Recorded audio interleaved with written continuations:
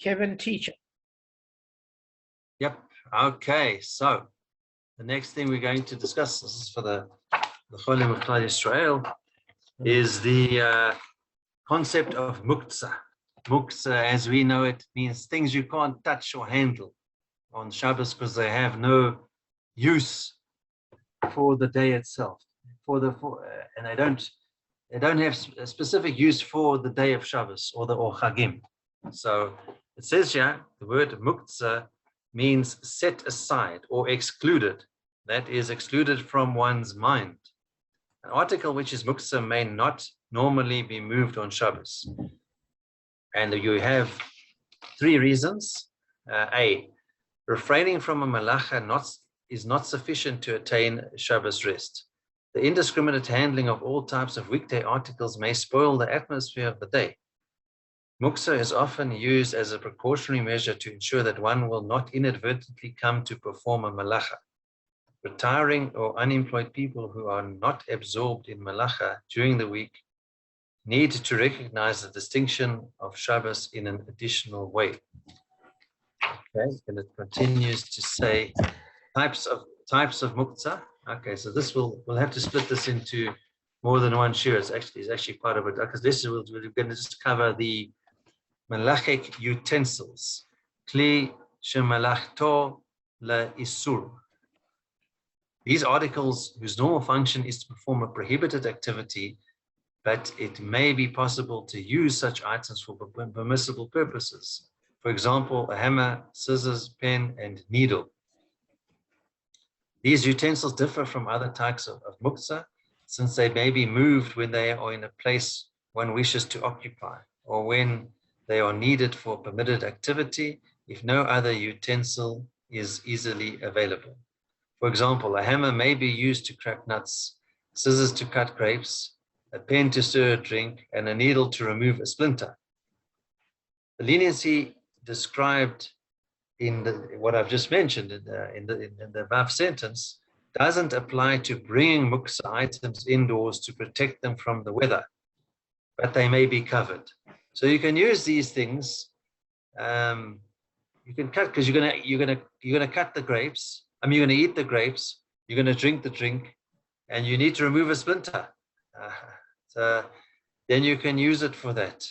Some people probably don't. They probably try be a bit more creative and use something that is permissible, like a tissue box or something, or a knife or a fork that they ate with. Obviously, they wash it first. But so it says you can use it for this, for these type of activities. Sure, thanks, Kevin. Okay, fantastic. Okay, I sent Nadine a message, and I think she is sending it. Arthur's looked at his message, and Arthur's typing. If he's typing, it's not good. Because if he's typing... There he is. Gavin, did Ivan come back to you? While Damon reads his the message. Yeah, sorry, he did. I meant to send you a message. He did come back. No, he can't. Okay, accommodate. Okay, because I'll tell you why he can't. You know that school that they shut that one school, so his son was in it, so he's in quarantine at the moment. So because he's in quarantine, they can't have anybody. Yeah, no, sure. Because I got a provisional invite, so I'm going to take that up. So take it out. It's overlap for shul or something at least. Then. If you want to come with me to the kollel, no. Can you get up at 8 o'clock in the morning, Gavin? Do you want to come to Nate's with me? You're very from, Gavin. You should be at Nate's. Carve your level. Hey, Damon? Arthur's joining. Nadine sending him to the shir. Ordering him or sending him? No, it's lovely that she's keen on it. No, I mean, it's good. She benefits from it. You know, she actually benefits from letting him learn. I think Jewish wives, actually, they gain. It's a good thing for them to let husbands learn. I think she's coming around to it, because in Nashom is waking up to the benefits, you know, and she's a good person. There's a lot of family. Yeah, she's a good person. A lot of work pressure, you know, it's difficult. Yeah, of course, she's also under pressure, and it's actually quite Gavin, Brill, and myself were catching the bus from Tel Aviv to Ranona for Shabbos, and some chick's looking. I see on the bus, some woman's looking at me, and I know, who's this? And she said, "Oh, it's Nadine." It was we caught the same bus to Ranona, and I thought, who's this chick looking at? I don't know who she is. Did Then you say hello? Yeah, of course. I sort of clicked, and we were. And Did Gavin, she also not click who you were exactly, by the way? we weren't too. Neither of us were 100% sure, but we did. And Gavin's Arthur's new friend, Damon. Do you know that? Gavin Brill. Yeah. I like Gavin. Yeah. You know, when I was Gavin, in Pleasant Gardens in the when I was in my 20s, they stayed up there, and it was him and his sister and his two brothers and his mom. Just hang on, Arthur's joining us right now. And his mom. I know the parents stayed in Glen Hazel. No, before that, they stayed at Crescent Gardens at the apartment. Oh, serious? Before they moved to that house in Vaughan Close. It's more than 20, for like 25 years ago. Yeah, okay. Because, I'm talking about like. Oh, yeah, the dad went to Australia. The dad went to Australia, went ahead of them. Yeah, hello, that's right. mate. Okay. Arthur. Hello, sexy hunk. Hello, guys. Thank you. I'll take the compliment. How's it, guys? All right, so we don't have a long show. We only got a half an hour, which I'm sure you're grateful because Gavin's got to go at 8 o'clock. Yeah, Arth? God, you can take me later. Yeah, I told you. All right, let's get started, guys. Thanks for joining, mate. I appreciate it very much. All right, so let me tell you where we are. All right, so we're on 58.2. All right. Rav Yosef, what I'm going to do quickly before we do this is I'm just going to share something on my screen, because I always believe that a little bit of Chazorah for a minute or two actually helps with the share itself. Just give me 1 second, guys. Apologies. Okay, I'm just sharing something. You guys have done tremendously well with this. Yesterday was great. Yeah, and you did great too. Yesterday, thank you. Yeah. Okay. So I'd like, yes, mate. Arth? I've ordered new glasses for this year.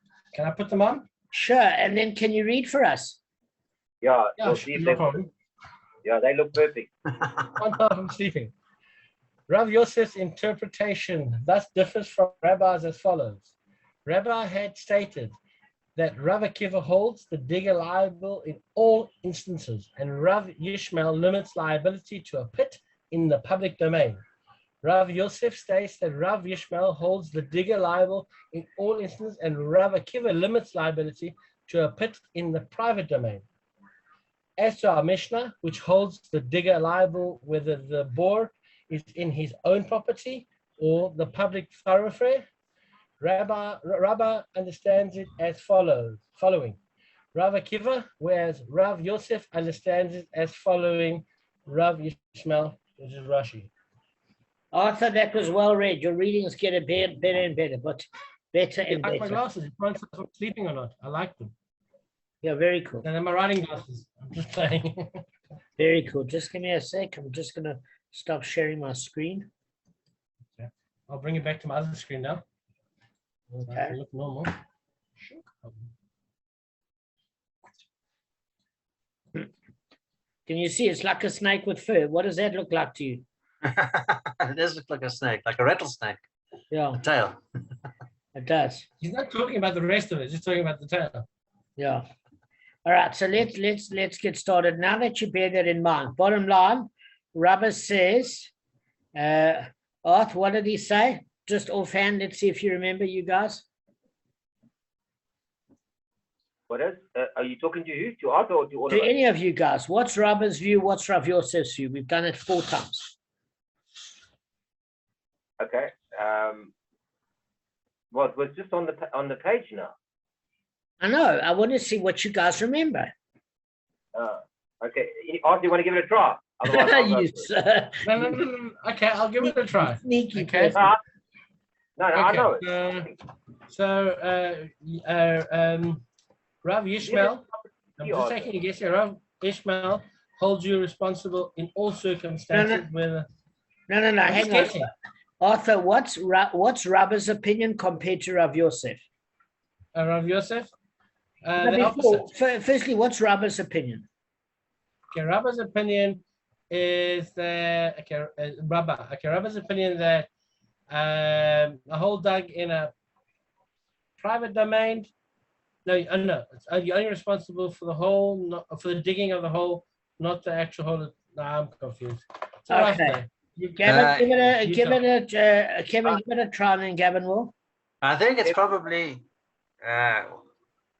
one says private domain, one says public. That's what it probably is.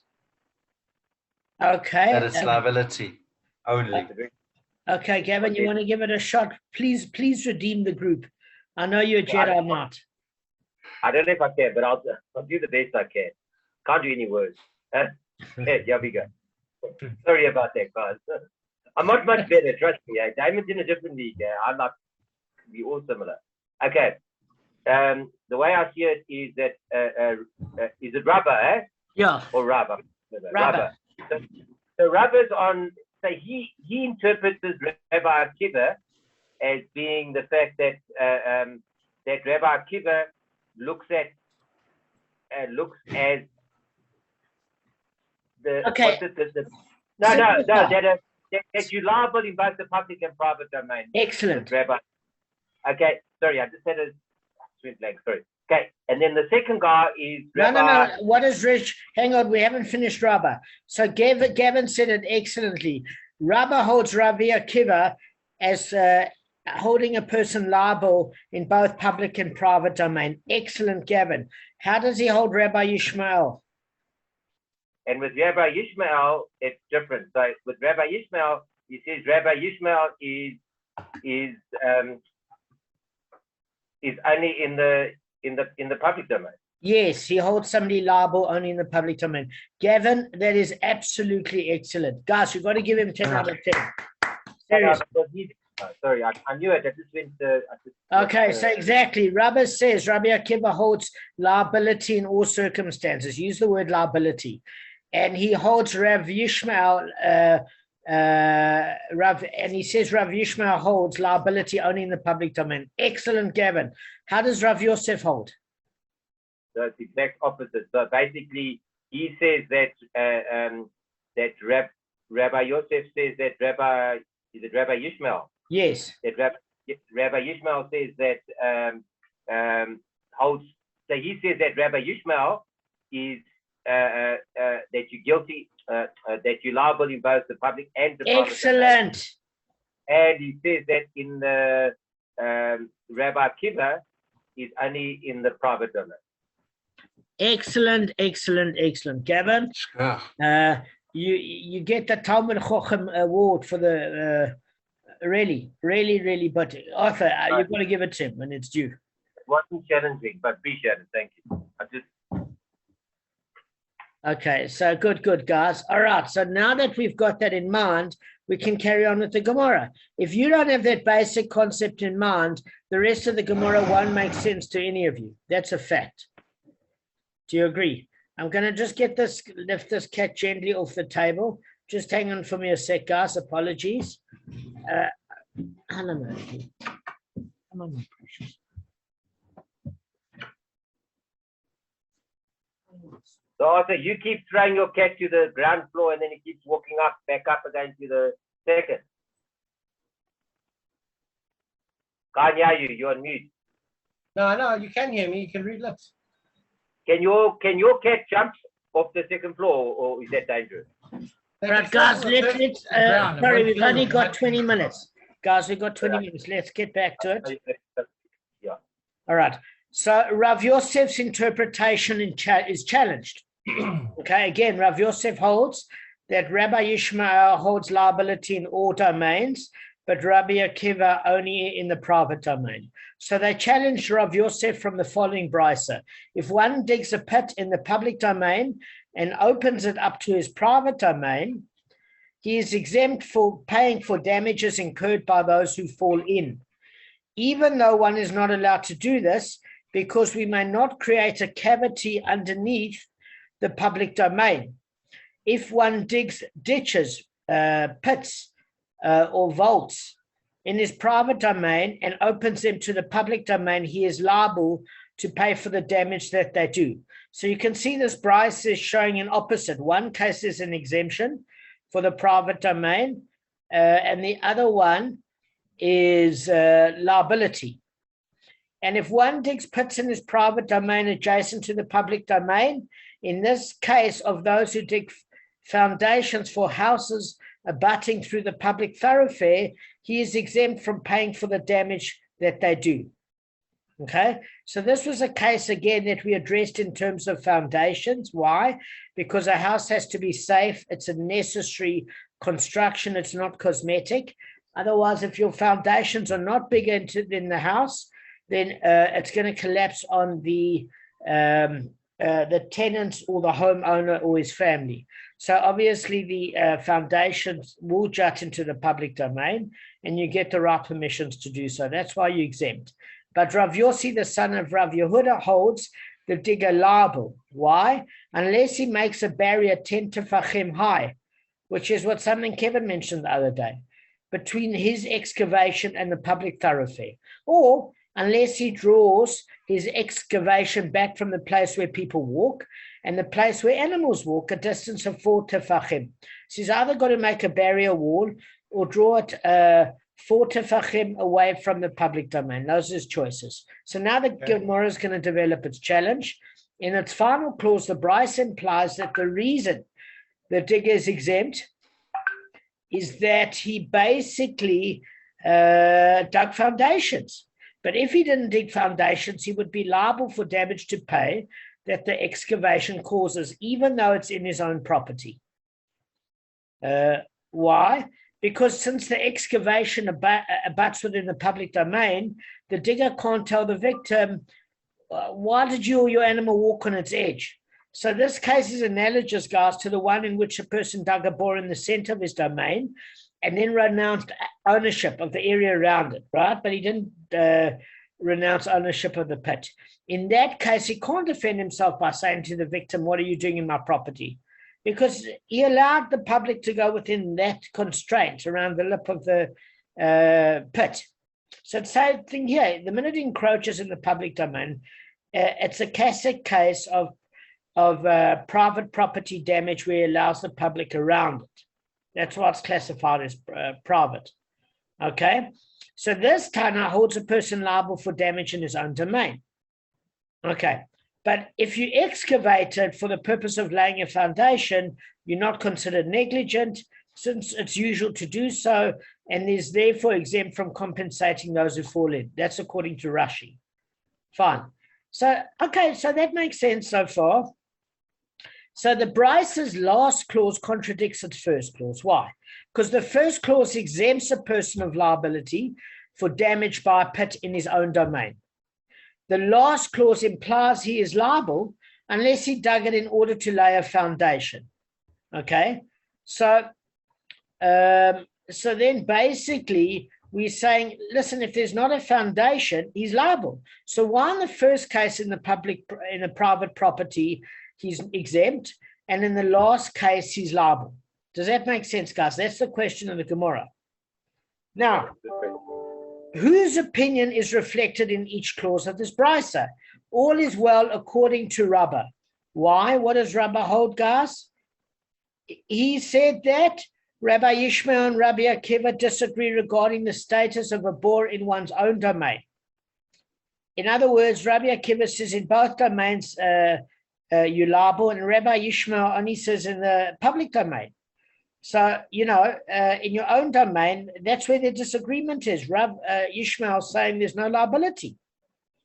So the first clause, which exempts a person from liability when he digs in his own property, follows the opinion of Rabbi Yishmael. Are you with me, guys? Rabbi Yishmael. And the last clause, which implies that unless he digs for the purposes of building a foundation, he's liable. And who does that follow? Rabbi Akiva. So we cool there. I mean, in other words, this brisa works with rubber. But according to Rav Yosef, who said that all agree that one is liable to pay for damage caused by his pit in his own domain. Because remember what Rav Yosef said is that they all agree in the private domain, you're liable. But in the public domain, Rabbi Akiva says you're not liable, and Rav Yishmael says you are liable. But as far as the private domain, they all agree you're liable. So there's a problem, because all is well with the last clause. Why? Because the digger is ordinarily liable. The only time he's not liable is when he's building foundations, but otherwise he's liable. So the last clause makes sense according to Rabbi Yosef, but because it reflects the opinion of all the Tanoim. But the first clause, which exempts the digger of liability when the pit is in his own domain, whose opinion does it represent? It's neither the opinion of Rabbi Yishmael nor the opinion of Rabbi Akiva. Why? Because according to Rav Yosef, they all agree in terms of liability in the private domain. And if there's an exemption, that doesn't agree with Rabbi Yishmael or Rabbi Akiva. Okay? That's the question of the Gemara. Any answers, guys, you think? Yeah, but it's an exception. It's fine. There must be a. What's wrong with an exception? No, there's no exception. There's no, just let me finish. There's no exception, because according to Rav Yosef, they would both hold liability in the private domain. We're saying in a case where there's no foundations built, there's still an exemption according to the first part of the brisa. So no, you're right. According to the second, they're liable. You're completely correct, and that agrees. So the second clause, no problem. You're only exempt if you're building foundations. The first clause that says you're exempt doesn't make sense according to Rav Yosef, because both Rabbi Yishmael and Rabbi Akiva hold liability in the private domain according to Rav Yosef. So what's the reason if there's no foundational digging? So the reason is as follows. Rav Yosef can answer you. The entire brisa is actually the opinion of Ortanoim, and the first clause, which exempts the digger, deals with the case where he did not renounce ownership of either his domain, in other words, the area around the pit, or his pit. Because he has to, in other words, the classic case of liability is he renounces the area around the pit that the public can go, which puts them in danger, but he doesn't renounce ownership of the pit, because Rabbi Akiva is big on ownership for restitution. The owner of the pit shall pay restitution. Get what I'm saying? So he didn't renounce ownership of either the domain around the pit or the pit itself. Rather, he dug a pit in the middle of his property and did not grant the public permission to walk nearby. Accordingly, if someone enters the property and falls in the pit, the owner cannot be held liable. He can tell the victim, why did you trespass? The last clause then teaches that in a case where the public does have permission to walk alongside the pit, the digger is liable. So now you've resolved the issue of Yosef. The Gemara is now returning to Rabba's view, and it's going to punch holes in Rabba's view. Rav Ashi said, now that you have interpreted the brisa according to Rav Yosef as following the opinion of Ortanoim, according to Rabba too, you should interpret it as reflecting a Tanaic dispute with the first clause. Okay, so hang on a second, guys. Remember initially it said according to Rabba it was easy because it was a Tanaic dispute between Rabbi Yishmael, who holds liability in the public domain, but not in the private. So that's why there's an exemption in the private, and Rabbi Akiva holds liability in both domains. That's why it's liable. So it's saying that the last clause of the brisa follows Rabbi Akiva, the first clause Rabbi Yishmael. So the Gemara is saying, let's restructure it. Let's say that this is not an argument amongst Tanoim. Let's say that both the Tanoim actually agree. So how do they agree? Rather, since the first clause follows the opinion of Rabbi Yishmael, who exempts a person of liability who digs a pit in his own property, it behooves us to interpret the last clause as following the opinion of Rabbi Yishmael. And as for the inference as to the reason the digger is exempt is that, why would Rabbi Ishmael, according to Rabbi, hold basically exemption? Because just remember, Rabbi says, what, guys? According to Rabbi. Rabbi says that that Rabbi Ishmael says that you're only liable in the public. Correct. Not in the private. So since the first clause follows the opinion of Rabbi Ishmael, who exempts a person of liability when he digs a pit in his own property, excellent, Gavin, it behooves us to interpret the last clause too as following the opinion of Rabbi Ishmael. And for the inference that the reason the digger is exempt is that he dug foundations. But if he would not dig foundations, he would be liable. And then the explanation is as follows. We are dealing with the case here where the digger widened the excavation beyond the edge of his own property into the public domain. And since his hole is actually in the public domain, he's exempt only if he dug it for the purpose of laying a foundation. So then it fits well with Rabbi Akiva, who says you're liable in both domains. And then it sorts well with Rabbi Ishmael, who's saying you're liable only in the public domain because we're talking about a private domain that encroaches within the public domain. So both Rabbi Akiva in this case and Rabbi Ishmael agree and say there's only an exception if there's foundations built. Okay, so they agree. So we figured out the reason of how they can agree. Right. Another challenge to Rav Yosef. We've got 10 minutes and we jacked. They challenged Rav Yosef from the following brisa. If one digs a pit in his private domain and opens it up to the public domain, he's liable to pay for damages that it does. If one digs in the private domain adjacent to the public domain, he is exempt from liability. So I'm just going to explain that. So you're dealing with the case, as Rashi explains, is a person initially dug the pit in the middle of his own property, right? And then he ceded part of his property to the public, so the pit became adjacent to the public thoroughfare. So this is a standard case in which the digger declared the area around his pit ownerless, hefker. So although the language of the Bryce implies that the person dug alongside the public domain in the first place, the Gemara is basically saying no. You're dealing with a case of an ordinary pit. Okay, so at any rate, it doesn't matter because the Bryce's first clause holds the person liable for damage by a bore that he dug in the public domain, and the latter clause exempts him from liability by a bore that he dug in a private domain. Okay, so let's just examine this. So all is well according to Rabbi, who said that Rav Yishmael holds a person liable only when he digs in the public domain, but not when he digs in his private domain. For accordingly, the entire Bryce is the opinion of Rabbi Yishmael. Does that make sense? Because the Bryce is saying you're liable in the public domain, but not in the private. So when you open up your private to the public, there's liability because now the public is allowed to walk there. But your private domain adjacent to a public domain is a different case.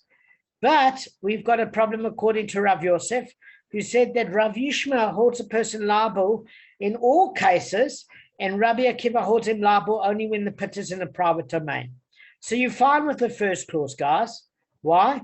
Because when the Brisa holds a person liable for the pit that damaged in the public domain, it follows Rabbi Yishmael. But as for the latter clause, which exempts the person when the pit is in his private domain, whose opinion does it represent? It's neither the opinion of Rav Yishmael and Rabbi Akiva, because according to Rav Yosef, Rabbi Yishmael and Rabbi Akiva said a person is liable. So why would it exempt in this case? And the reason being, Rav Yosef can tell you the latter clause deals with a case where one digs foundations, and accordingly, it's the opinion of all Tanaim. For all agree in this case, he is exempt from liability. Okay? All right, good. We have got, guys, we got 5 minutes left, and Gavin needs to go to get ready for his shir. So we can call it an end now. We're dealing with a different part of the subject. Next time, we should end now. We've got 5 minutes left. Perfect. Thank you, Damon. What do we need to cover, sorry, for Shabbos? What's the So you need 50B, 50B, okay? Yeah. And I want to try and go through, if we can, 51. Okay. So that's about the Okay, cistern. yes, You create a 51, cistern Yes. in the pit. So that's a very easy one because it's just a bit of it's easy. It's just a story, not a story, but it's not like a thing. It's easy facts. They're just Is facts. that the There's one no where arguments. the ox falls in, or we pass that The already? foul water that create the Yeah. foul Foul odor water, whether it's was the death of it. Huh? straight from the animal was from his decomposition. That one? Arthur, yes. So the thing of it is, it's 50B, and it's 51. Zanderly's nearly finished with the scanning, guys. Don't worry. So Gavin, you'll get the book back. Damon. I'll upload it to the Yeah. Bava Kamma group. We're going to do a Thank you. daf and a half on Shabbos. Oh, not on Okay, Shabbos, guys- as long as you so read guys- it for Monday. Okay, so guys, next week I might have a problem joining all the shiurim because I've been working really late. I've got somebody offered me a job there from 8 in the morning till 4 in the afternoon. And then my guys want me to come after that from and they're in Tel Aviv. It's an hour ride to their houses. I got to come home, go straight to them from 5 until 8 or 9 at night. So I When? don't know how I'm going to get this thing done. I And tell I you need to go to how. bed if I leave home at half past six I'm in the not morning. available on Tuesday because I'm flying on Tuesday night. So Tuesday I'm not available. I'm Sorry. saying it's going to be quite a complicated thing for me to work out. I have to find a way of maybe on the hour while I'm driving. Yes. What time? the Give us a cooking. time in South African time. Make it simple. It'll be 3 o'clock in the afternoon or something. Whatever Half past time three. you can do it, we'll do it. I'm just saying, I know. Let me finalize it next week because what's happening is I'm leaving Joss. I've been offered a position at 50 shekels an hour for 8 hours a day, 4 days a week, which is good money. Jeez. Okay. In fact, what's happening is coming from a Bitur Leumi. This is what the client's doing. It's coming from Bitur Leumi, 29 shekels. National and the client's insurance. paying me 21 out of their pocket to get me. That's what they want. me for. Now, Arthur, tell me where in Tel Aviv is it? Which neighborhood of Tel Aviv? I've got the thing written down. I'll send you the address. If you want to know. Ayarkon Street. Ayarkon Street. Yeah, it's by your house. Yes, by your house. I don't know. I keep I haven't going. met Sorry. yet. Cheers. Okay, I want to talk to Arthur. Kevin, we'll see you. Bye, Kevin. bye. Tomorrow. Cheers, We're gonna hook up tomorrow. Tomorrow's Friday. Yes, yeah. Actually, I can maybe help you. We'll chat. Yeah, we'll make a plan. Yeah. I'm probably going to do stuff for the house. Yeah, but we'll chat tomorrow. 100%. Okay, we'll chat. If we can't, you can't. Then I'll just go by myself. But we'll talk. All right. Cheers, guys. Cool. Cheers. Now, Arthur. Arthur. Cheers. Yeah, Tell me. So, where is that? But do you know exactly? I've got it on my phone. I can tell you what it is here. I can tell you where the place is. I'll go into WhatsApp. Maybe it's. Yeah. I And see. I got it. Yeah. You remember I told you about the guy Mark Dames? Mark who? Okay, so apparently I spoke to the wife. He's out of hospital, and she told my boss that if it wasn't for me, he'd be dead.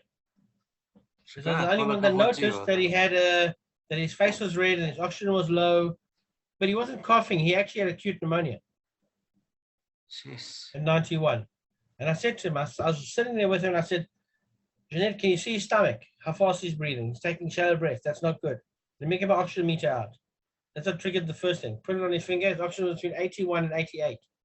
It's supposed to be in your 90s. Okay? 90 or 100, not 88, 81. Heart rate was 114 beats. She found the son in the States. Get him to hospital now. No, we'll wait till tomorrow. I said, let's just get a doctor in. So she called the ambulance and said the paramedics were out to check. And they said, we've got to take him. Got him to the hospital. He had acute pneumonia. Said if he'd left it for the weekend, he just wouldn't be here. He's 91. It would have killed him. So she said, kudos to Arthur. I've told everybody. Good for you. You're getting a good reputation. Great. Arthur, that's Yeah, incredible. Amazing. Yeah, you see, because you're showing care and concern. And I'm just alert empathy. to things. I just want to get you the address here. Maybe you know where this place is.